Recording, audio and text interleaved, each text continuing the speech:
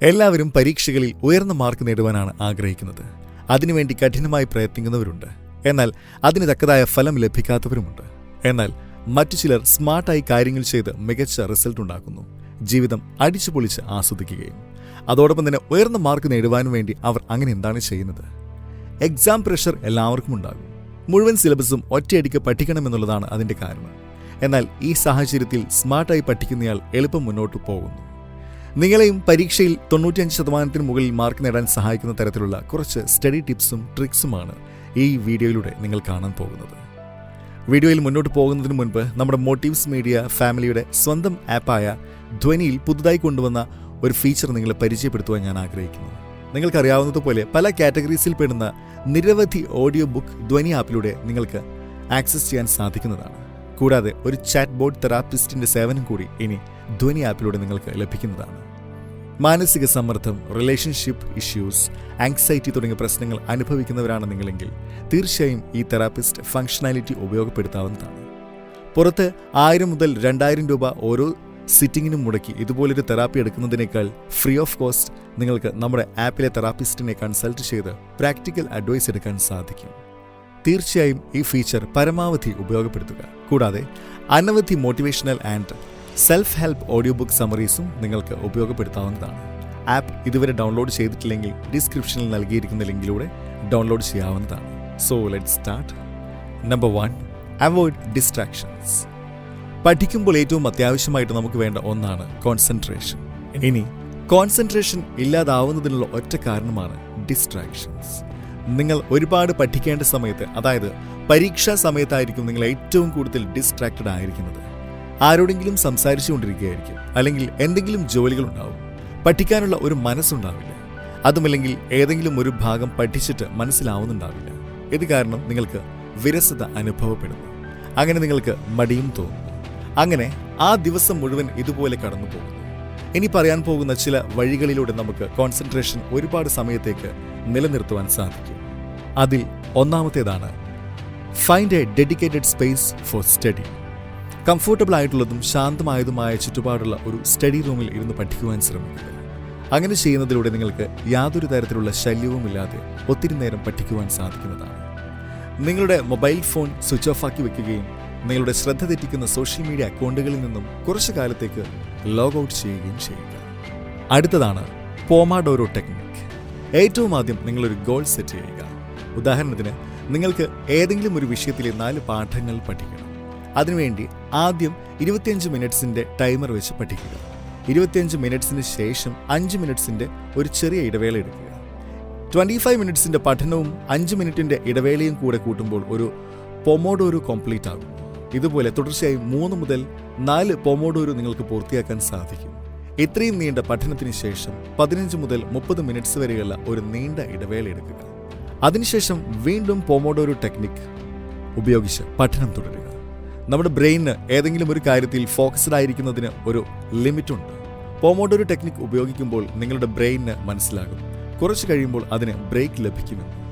Sub conscious ആയിട്ട് നമ്മുടെ മനസ്സിൽ വരുന്ന ഈ ഇടവേളയെക്കുറിച്ചുള്ള ചിന്ത നമ്മുടെ ശരീരത്തിൽ ഡോപ്പമിൻ ഹോർമോൺസ് റിലീസ് ചെയ്യും.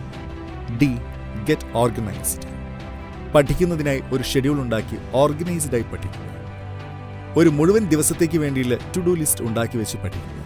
ഇങ്ങനെ ചെയ്യുന്നതിലൂടെ നിങ്ങൾക്ക് നിങ്ങളുടെ സമയം ഫലപ്രദമായി വിനിയോഗിക്കാൻ സാധിക്കും. നിങ്ങൾ ഏതെങ്കിലും ഒരു വലിയ പരീക്ഷയ്ക്ക് വേണ്ടി തയ്യാറെടുക്കുകയും എന്നാൽ അതിനുവേണ്ടി ഒരു സ്ട്രക്ചർഡ് സ്റ്റഡി പ്ലാൻ ഉണ്ടാക്കുന്നില്ല എങ്കിൽ ഒരു വിഷയത്തിൽ നിന്ന് മറ്റൊരു വിഷയത്തിലേക്ക് നിങ്ങൾ ചാടിക്കൊണ്ടിരിക്കുകയുള്ളൂ. അതുകൊണ്ട് പഠിക്കുമ്പോൾ പഠിക്കുന്ന കാര്യങ്ങളുടെ ഗൗരവം മനസ്സിലാക്കി പഠിക്കുക. വിഷയങ്ങളുടെ പ്രാധാന്യം മനസ്സിലാക്കി അതിനെ ബ്രേക്ക് ഡൗൺ ചെയ്ത് നിങ്ങൾക്ക് മാനേജ് ചെയ്യാൻ സാധിക്കുന്ന തരത്തിലോട്ട് മാറ്റുക. അങ്ങനെ ചെയ്യുന്നതിലൂടെ പഠനം നിങ്ങൾക്കൊരു ഭാരമായി തോന്നില്ല. Number 2, Pareto principle. നിങ്ങളെല്ലാവരും തന്നെ 80/20 അഥവാ പരേറ്റോ പ്രിൻസിപ്പിളിനെ പറ്റി തീർച്ചയായും കേട്ടിട്ടുണ്ടാകും. എന്നാൽ ഭൂരിഭാഗം ആളുകൾക്കും അവർക്ക് വേണ്ട അത്രയും ഫലം ലഭിക്കുന്നില്ല. അതിനുള്ള പ്രധാനപ്പെട്ട കാരണമാണ് അവർക്കിത് എങ്ങനെയാണ് ഉപയോഗിക്കേണ്ടത് എന്നറിയില്ല. അതുകൊണ്ട് പഠനത്തിൽ നിങ്ങൾക്ക് എങ്ങനെ 80/20 റൂൾ ഉപയോഗിക്കാം എന്നതിനെപ്പറ്റി ഞാനിന്ന് പറഞ്ഞു തരുന്നതാണ്. പരേറ്റോ പ്രിൻസിപ്പലിനെ പറ്റി വളരെ ലളിതമായി പറഞ്ഞാൽ അതിൽ പറയുന്നത് എന്തെന്നാൽ ഭൂരിഭാഗം ഫലങ്ങളും വരുന്നത് പ്രധാനപ്പെട്ട ചെറിയ ചെറിയ എഫേർട്സിൽ നിന്നുമാണ് എന്നതാണ്. ജീവിതത്തിലെ ഏതെങ്കിലും ലക്ഷ്യങ്ങൾ നേടുന്നതിനായി 4 മാർഗങ്ങൾ മാത്രമാണുള്ളത്. Number 1, low effort to low reward. Number 2, high effort to low reward. Number 3, high effort, high reward. Number 4, low effort, high reward. നാം എല്ലാവരും തന്നെ ഈ പറഞ്ഞ നേരത്തെ തന്നെ നിശ്ചയിക്കപ്പെട്ടിട്ടുള്ള ഫലം ലഭിക്കുന്ന 4 വഴികളിൽ ഏതെങ്കിലും ഒന്നാണ് തിരഞ്ഞെടുക്കുന്നത്.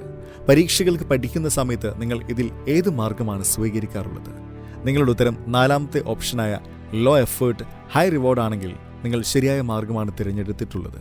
ഇതിലൂടെ നിങ്ങൾക്ക് പരേറ്റോ പ്രിൻസിപ്പിൾ എന്താണെന്ന് മനസ്സിലായി എന്നാണ് അർത്ഥം.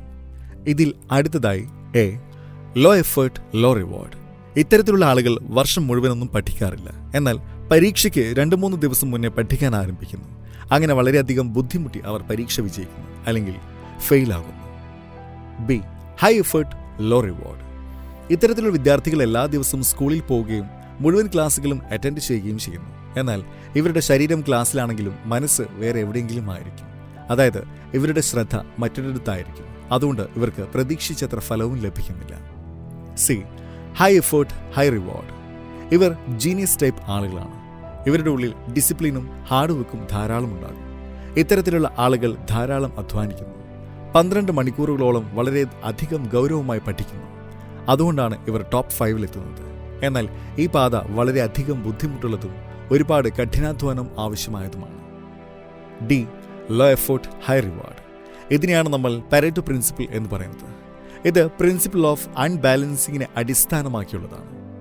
വളരെയധികം കുറച്ച് പഠിക്കുന്ന എന്നാൽ മറ്റുള്ളവരെ വെച്ച് താരതമ്യം ചെയ്യുമ്പോൾ ഉയർന്ന റിസൾട്ടിലേക്ക് എത്തുന്ന വിദ്യാർത്ഥികളാണ് ഇതിൽ ഉൾപ്പെടുന്നത്. ഇവർ ജനിക്കുമ്പോഴേ തന്നെ നല്ല ബുദ്ധിയുള്ള കുട്ടികളായിരിക്കില്ല. എന്നാൽ ഇവർക്ക് ബ്രെയിനിനെ നല്ല രീതിയിൽ ഉപയോഗിക്കാൻ അറിയാം. അതായത് അവർ ഹാർഡ് വർക്കിനേക്കാളും സ്മാർട്ട് വർക്കിലാണ് വിശ്വസിക്കുന്നത്. ഇത്തരത്തിലുള്ളവർ എല്ലാ ക്ലാസ്സുകളും കൃത്യമായി കാണുന്നവർ ആയിരിക്കില്ല. എന്നാൽ ഇവർ തുടക്കം മുതലേ തന്നെ അവർ പ്രധാനപ്പെട്ട ടോപ്പിക്സും ലെസൺസും നോട്ട് ചെയ്ത് വയ്ക്കും. എന്നിട്ട് ആ പാഠഭാഗങ്ങളുടെ ക്ലാസ്സുകൾ മാത്രം അറ്റൻഡ് ചെയ്യുന്നു. ആ പാഠഭാഗങ്ങളിലുള്ള അവരുടെ സംശയങ്ങളെല്ലാം ടീച്ചർമാരോട് ചോദിച്ച് മനസ്സിലാക്കും. സമയം ലഭിക്കുവാനായി ഇവർ മൈൻഡ് കാൽക്കുലേഷൻസും ഉപയോഗിക്കുന്നു. ഈ ടെക്നിക് ഉപയോഗിച്ചുകൊണ്ട് നിങ്ങൾക്ക് കുറഞ്ഞ സമയത്തിനുള്ളിൽ കൂടുതൽ മാർക്ക് നേടുവാൻ സാധിക്കും. Number 3, previous year question papers.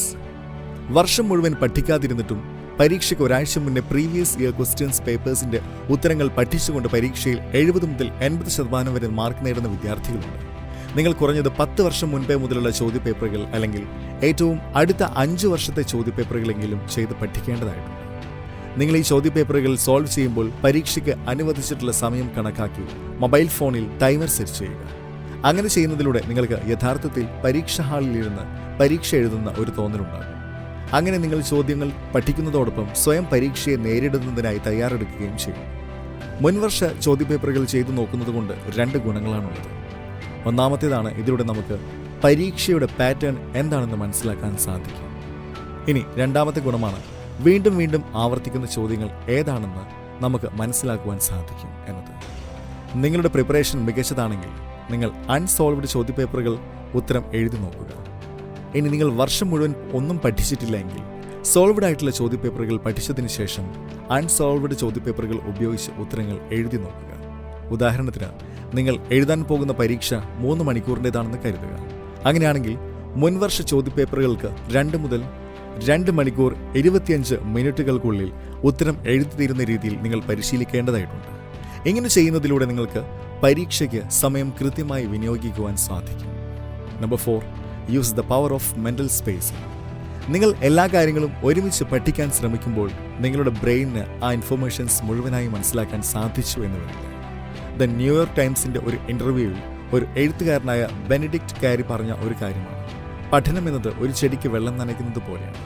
ആഴ്ചയിൽ ഒരു ദിവസം 90 മിനിറ്റ്സ് വെള്ളം ഒഴിക്കുന്നതിനേക്കാൾ ആഴ്ചയിൽ 3 ദിവസം 30 മിനിറ്റ്സ് വീതം വെള്ളം ഒഴിക്കുകയാണെങ്കിൽ ചെടികൾ മികച്ച രീതിയിൽ വളരുന്നതാണ്. ഇതുതന്നെയാണ് നമ്മുടെ ബ്രെയിനും സംഭവിക്കുന്നത്. മെന്റൽ സ്പേസിംഗ് ചെയ്യേണ്ടത് എങ്ങനെയാണെന്ന് ഒരു ഉദാഹരണത്തിലൂടെ മനസ്സിലാക്കാം. നിങ്ങൾക്ക് 10 വൊക്കാബുലറി വേർഡ്സ് ഓർത്ത് വെക്കേണ്ടതായിട്ടുണ്ടെന്ന് കരുതുക. ഈ 10 വാക്കുകളെയും ഒറ്റയടിക്ക് കാണാതെ പഠിക്കുന്നതിനേക്കാളും നല്ലതാണ് ഇവയെ 5 വാക്കുകളുള്ള 2 ഭാഗങ്ങളാക്കി മാറ്റുന്നത്. ആദ്യത്തെ ദിവസം 10 മിനിറ്റ് കൊണ്ട് ആദ്യത്തെ 5 വാക്കുകൾ പഠിക്കുക. അവ ഉപയോഗിച്ച് വാക്യങ്ങൾ നിർമ്മിക്കുക. ആ വാക്കുകളുടെ അർത്ഥവുമായി ബന്ധപ്പെടുത്തിയിട്ടുള്ള ചോദ്യങ്ങൾ സ്വയം ചോദിച്ച് അതിന് ഉത്തരം കണ്ടെത്താൻ ശ്രമിക്കുക. ഇനി രണ്ടാമത്തെ ദിവസം തലേന്ന് പഠിച്ച 5 വാക്കുകൾ റിവൈസ് ചെയ്യുന്നതിന് വേണ്ടി 10 മിനിറ്റ്സ് ഉപയോഗിക്കുക.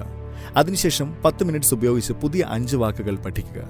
തലേന്ന് പഠിച്ചതുപോലെ തന്നെ ഇതും പഠിക്കുക. നല്ല രീതിയിൽ മനസ്സിലാകുന്നതുവരെ ഇവയെ ആവർത്തിച്ച് പഠിക്കുക. അങ്ങനെ നിങ്ങൾക്ക് ആ കാര്യങ്ങൾ കൂടുതൽ സമയത്തേക്ക് ഓർത്തുവെക്കാൻ സാധിക്കുന്നു. ഇതിനെ തന്നെയാണ് മെന്റൽ സ്പേസിംഗ് എന്ന് പറയുന്നത്. Number 5, learn the same information in A variety of ways. പരീക്ഷ സമയത്ത് പഠിക്കുമ്പോൾ ഒരേ രീതിയിൽ പഠിച്ച് എനിക്ക് പെട്ടെന്ന് ബോറടിക്കുമായിരുന്നു. ചിലപ്പോഴൊക്കെ ചില ഭാഗങ്ങൾ മനസ്സിലാക്കാനായി സാധിക്കുമായിരുന്നില്ല. അത് കാരണം എനിക്ക് ഡീമോട്ടിവേഷൻ വരെ തോന്നിയിട്ടുണ്ട്. അപ്പോഴൊക്കെ വിട്ടുകളയുന്നതിനെ പറ്റി ചിന്തിച്ചിട്ടുമുണ്ട്. ഇനി നിങ്ങൾ തന്നെ പറയൂ, നാളെ നിങ്ങൾക്ക് പരീക്ഷയാണ്. എന്നാൽ ഇന്നത്തെ നിങ്ങളുടെ അവസ്ഥ ഇതാണെങ്കിൽ നിങ്ങൾ എന്ത് ചെയ്യും?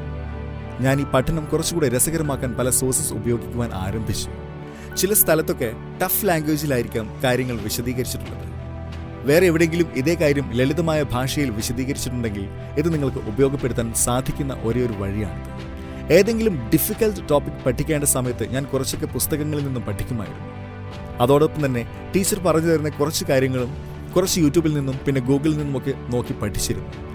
അതുകൊണ്ട് തന്നെ നിങ്ങൾക്ക് ഒരേ ഇൻഫർമേഷൻ വ്യത്യസ്ത സ്ഥലങ്ങളിൽ നിന്നും പഠിക്കുമ്പോൾ നിങ്ങൾക്ക് അതുമായി ബന്ധപ്പെട്ട് മറ്റൊരു കാഴ്ചപ്പാട് തന്നെ ഉണ്ടാവുന്നതാണ്. അങ്ങനെ നിങ്ങളുടെ സ്വന്തം രീതിയിലായ ആ ടോപ്പിക് പഠിക്കുവാനും സാധിക്കുന്നതാണ്. ഇതുപോലെ നിങ്ങൾക്ക് ഏതൊരു വിഷയത്തെയും സിംപ്ലിഫൈ ചെയ്ത് അതിൻ്റെ സമ്മറി ഉണ്ടാക്കി കംപ്രസ് ചെയ്ത് പഠിക്കുവാൻ സാധിക്കും. അങ്ങനെ ആ പാഠഭാഗം നല്ല രീതിയിൽ ഓർത്തുവെക്കാനും പരീക്ഷയിൽ നല്ല രീതിയിൽ അവതരിപ്പിക്കുവാൻ നിങ്ങൾക്ക് സാധിക്കുന്നതാണ്. Number 6, teach someone else or just pretend to. നിങ്ങൾക്ക് ഏതെങ്കിലും ഒരു കാര്യം നല്ല രീതിയിൽ പഠിക്കാനും അത് ഓർത്തുവെക്കാനുമുള്ള ഒരു മികച്ച മാർഗമാണ് മറ്റൊരാൾക്ക് അത് പഠിപ്പിച്ചു കൊടുക്കുക എന്നുള്ളത്. നിങ്ങൾക്ക് സ്വയം മറന്നുപോകുമെന്ന് തോന്നുന്ന കാര്യങ്ങൾ മറ്റുള്ളവർക്ക് പഠിപ്പിച്ചു കൊടുക്കുക. മുന്നിലുള്ളവർക്കും അതുകൊണ്ട് ഗുണം ലഭിക്കും. അതോടൊപ്പം നിങ്ങൾക്കും അത് ഓർത്തുവെക്കാൻ സാധിക്കും. എവിടെയാണ് പ്രശ്നമുള്ളത്, ഏത് ഭാഗമാണ് നിങ്ങൾ പെട്ടെന്ന് മറന്നു പോകുന്നത്, അതിനെ എങ്ങനെ നിങ്ങൾക്ക് കൂടുതൽ മെച്ചപ്പെടുത്താം എന്നതിനെപ്പറ്റിയൊക്കെ മനസ്സിലാക്കുവാൻ നിങ്ങൾക്ക് സാധിക്കും. ഇനി നിങ്ങൾക്ക് പഠിപ്പിക്കാൻ മറ്റാരുമില്ലെങ്കിൽ വേറെ ഒരു കുഴപ്പവുമില്ല. സ്വയം പഠിപ്പിക്കുക. ഒരു ടീച്ചർ നിങ്ങൾക്ക് എങ്ങനെയാണോ കാര്യങ്ങൾ മനസ്സിലാക്കി തരുന്നത് അതുപോലെ സ്വയം പഠിപ്പിക്കുക.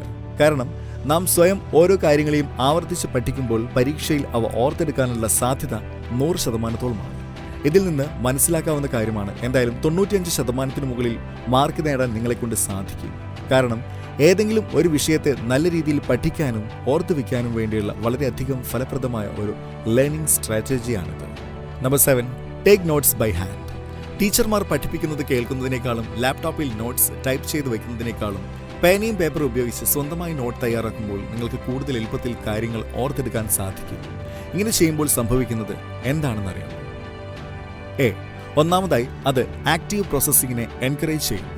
സ്വന്തമായി പേനയും പേപ്പറുമൊക്കെ എടുത്തിരുന്നത് നോട്ട്സ് തയ്യാറാക്കുന്ന ആളുകൾ കൂടുതൽ എളുപ്പത്തിൽ കാര്യങ്ങൾ മനസ്സിലാക്കുകയും ഓർത്തുവെക്കുകയും ചെയ്യും. ഇങ്ങനെ ചെയ്യുന്നതിലൂടെ ഏതൊരു കാര്യത്തിനും കൂടുതൽ സമയത്തേക്ക് ഓർത്തുവെക്കാൻ സാധിക്കും. നല്ല രീതിയിൽ പഠിക്കാനുള്ള ഒരു ഫലപ്രദമായ മാർഗമാണിത്. B, enhances memory retention. നിങ്ങൾ എഴുതുമ്പോൾ നിങ്ങളുടെ ബ്രെയിനിന്റെ പല ഭാഗങ്ങളും ആക്റ്റീവ് ആകും. അത് മെമ്മറി ഫോർമേഷനെ സഹായിക്കും. C, promotes creativity. നിങ്ങളുടെ കൈകൾ കൊണ്ട് നിങ്ങൾ നോട്ട്സ് തയ്യാറാക്കുമ്പോൾ എങ്ങനെ തയ്യാറാക്കണം, ഏത് രീതിയിൽ എഴുതണം എന്നുള്ളതൊക്കെ പൂർണ്ണമായും നിങ്ങളെ ആശ്രയിച്ചാണ് ഇരിക്കുന്നത്. നിങ്ങൾക്ക് ഡ്രോയിങ് സിമ്പിൾസ് ഒക്കെ ഉപയോഗിച്ച് അത് കൂടുതൽ രസകരമാക്കാവുന്നതാണ്. അതായത് നിങ്ങളുടെ ക്രിയേറ്റിവിറ്റി കൂട്ടാവുന്നതാണ്. അതിലൂടെ നിങ്ങൾക്ക് ചെറിയ ചെറിയ കാര്യങ്ങളെ വിഷ്വലൈസ് ചെയ്യാനും ഓർത്തുവെക്കുവാനും സാധിക്കുന്നു. ഇന്നത്തെ വീഡിയോയിൽ ഇതൊക്കെയാണുള്ളത്. നിങ്ങൾക്ക് ഈ വീഡിയോ ഇഷ്ടപ്പെട്ടു കാണും എന്ന് കരുതുന്നു. Thank you.